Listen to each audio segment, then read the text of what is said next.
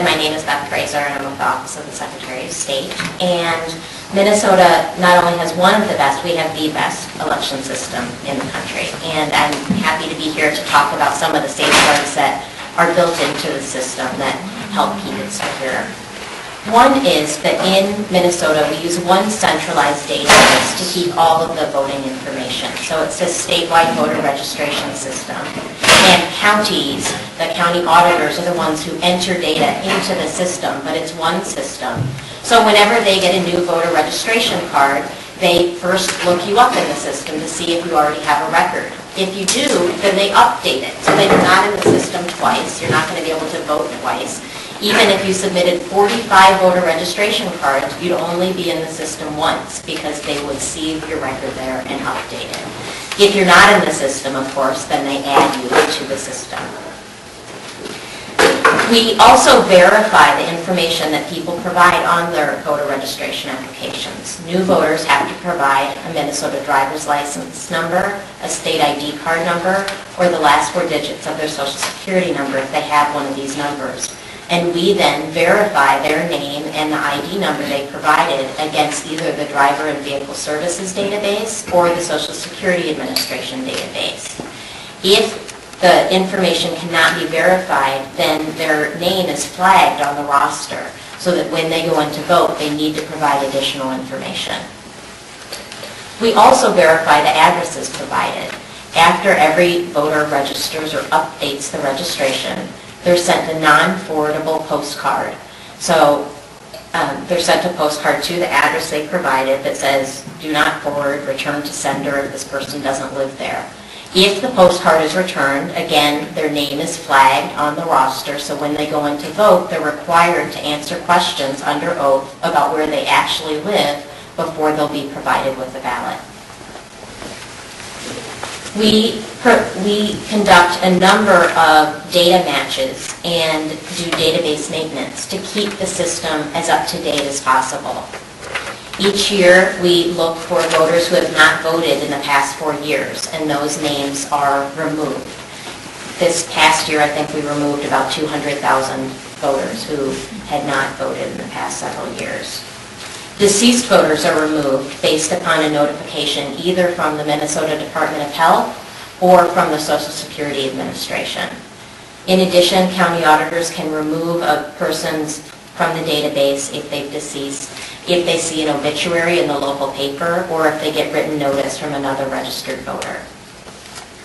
The records of those who are convicted of felonies are also flagged in the system if we receive notice from the court system or from the Department of Corrections. And again, the record is flagged, so if they go into the polling place, they're required to answer a series of questions about their felony status under oath before they'll be provided with a ballot. If the individual registered or voted while they were serving their felony sentence, their name is also turned over to the county attorney for further investigation and potential prosecution. Driver and Vehicle Services provides our office with a list of non-citizens who are here on temporary visas. We check that list against the list of registered voters, and anyone who's identified is challenged so that, again, they'll have to answer questions before being allowed to vote, and their name is turned over to the county attorney for investigation. We also use the National Change of Address database, which is developed by the Postal Service based upon permanent forwarding orders, which helps us keep the database clean. So if somebody has moved, we, on a monthly basis, get a list of everyone who has filed a permanent forwarding order and then find those people in the database. So for example, I moved in August. We did the match and found that I had moved, and I haven't updated my voter registration, so I was identified as somebody that has moved, and I'll be getting a postcard that says, as a service to you, it looks like you've moved, we've updated your voter registration, here's your new polling place.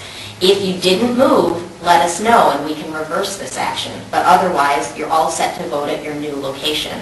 So it streamlines the process for voters like me, and also helps ensure that I do vote at the correct polling place in the next election. We also use the system in cases where where it appears that people have moved out of Minnesota and therefore are no longer eligible to vote.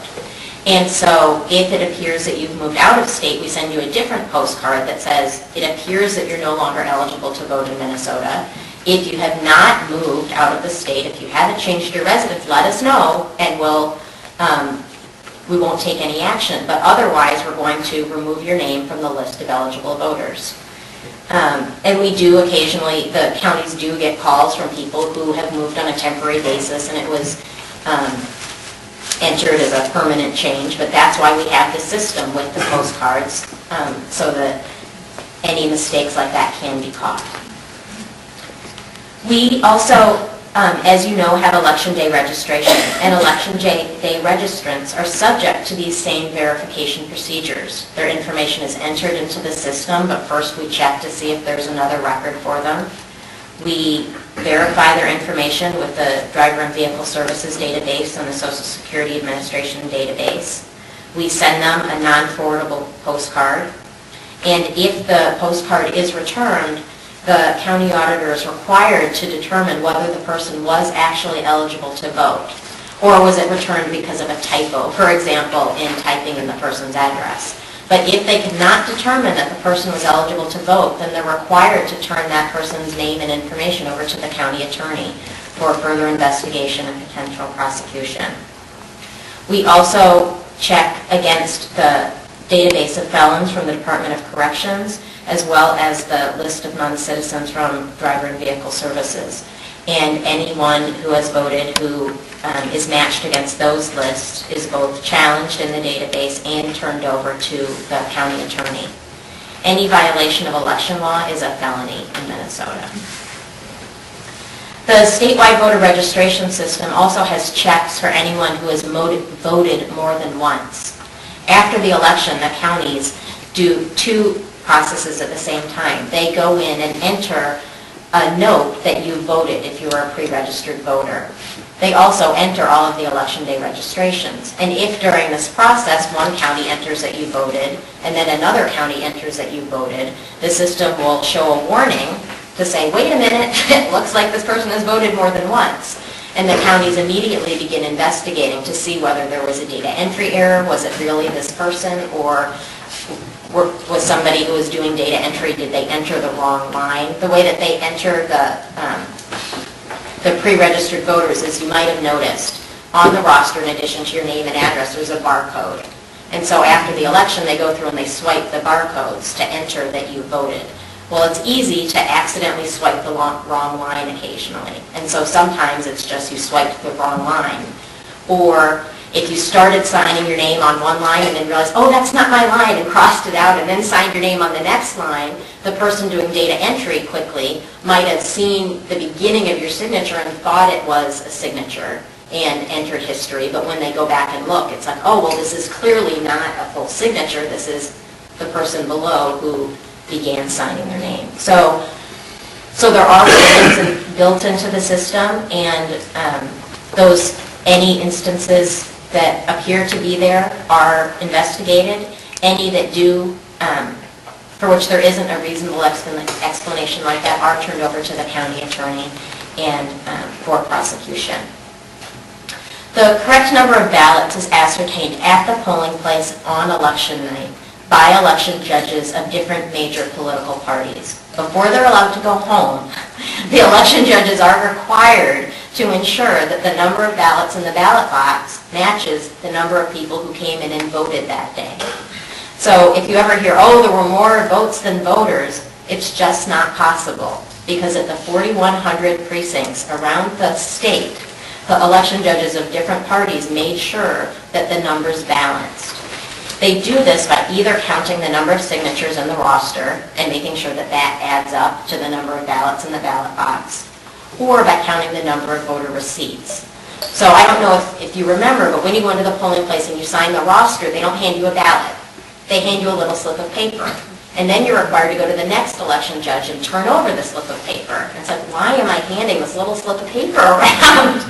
But the reason is to be sure that there are safeguards in place, and the same person, somebody can't just take a stack of ballots and go fill them out. You can't get a ballot without turning in a receipt, and you can't get a receipt without getting it from another election judge. So the number of receipts is equal to the number of people who signed the roster. So they do make sure that the number of voters is equal to the number of ballots on election night. The final thing I wanted to mention is that absentee voters are prevented from voting more than once. Once your absentee ballot has been counted, we mark on the roster AB, absentee ballot, so that if you come into the polling place, we know that you have already voted and you'll be, politely asked to leave and not given another ballot. And for any ballots that arrive, for example, on election day in the mail, before they're allowed to open and count those, they have to talk to the people in the polling place and make sure that you have not appeared in the polling place and that the roster is marked. So there are safeguards in place, and I look forward to answering any questions you might have after everyone's given a presentation. Thank you.